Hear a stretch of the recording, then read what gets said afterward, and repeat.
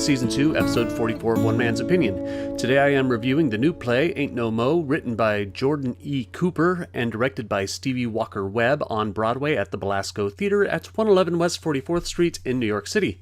The youngest American playwright to ever have a piece open on Broadway, Cooper's Ain't No Mo is a fantasy dramedy of sorts. Set in a not-so-distant future, the story revolves around the premise that our country has gone so far off the rails sociopolitically that the government has issued an order to all black people that the United States will pay for one-way flights for all of them to go back to Africa. Or any other territory of origin, I suppose. It's not exactly clear whether or not Haitians, Jamaicans, or black immigrants from Europe are allowed to go to their respective countries, or if they're all just sent to Africa.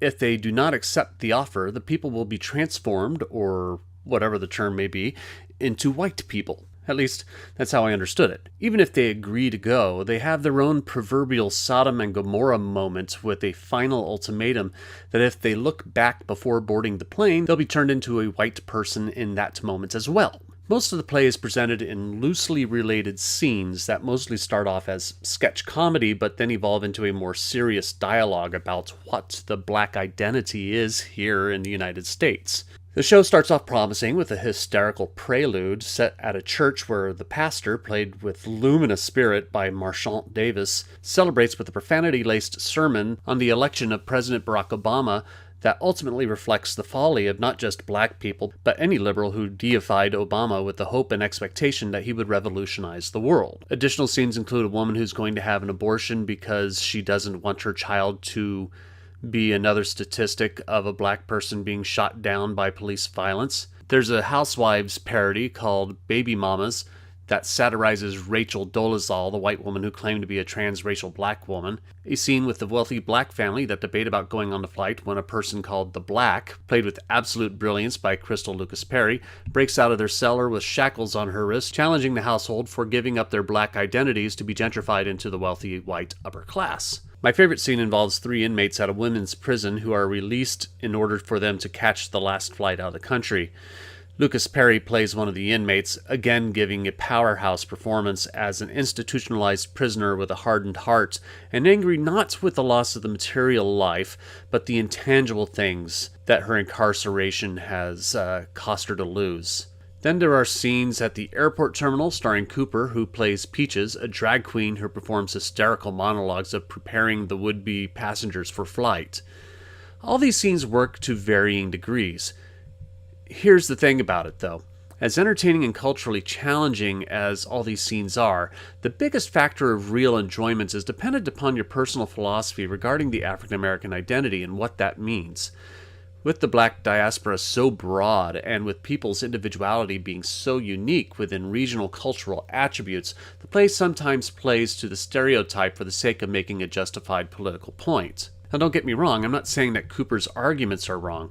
I'm saying that some of the arguments may get lost in the presentation, which may be detrimental to scenes that actually have a strong message underneath.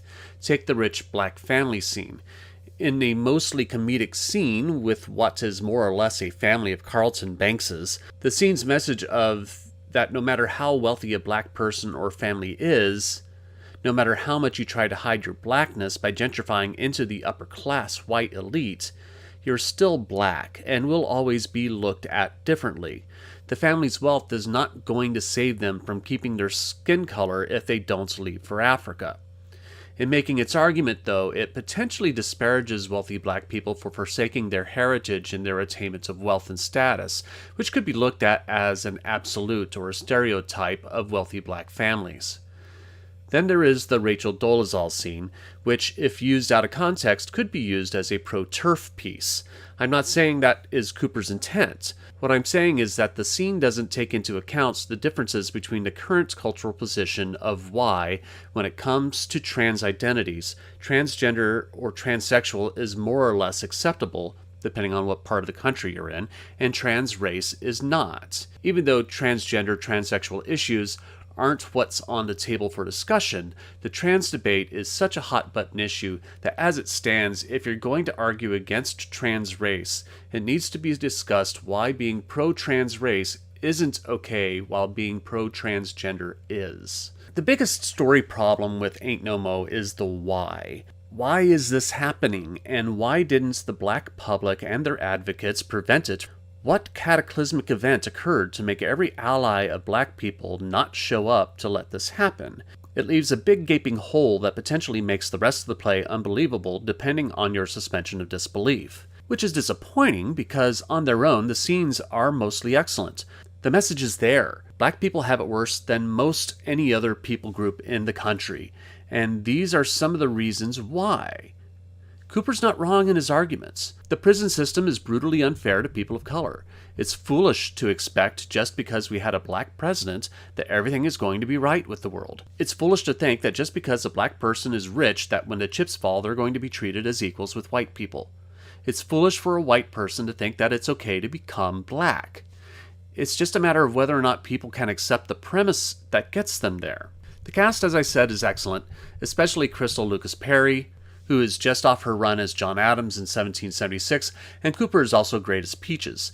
There are some stellar design moments. I particularly like Adam Honore's lighting, particularly one singular effect on a luggage piece that creates a luminescent finale. Emilio Sosa's costumes are also fantastic, especially the dresses in the opening church scene and the Rachel Dolezal scene. Ain't No Mo may not sit well with everyone depending on where their opinions fall, and that's okay. Though, in my opinion, Cooper doesn't make the premise work, the stories within mostly do, and if people are willing to embrace the concept, it can create new and challenging dialogue regarding the current place of the black community in our country. But I am only one man's opinion, so be sure to leave yours in the comments below.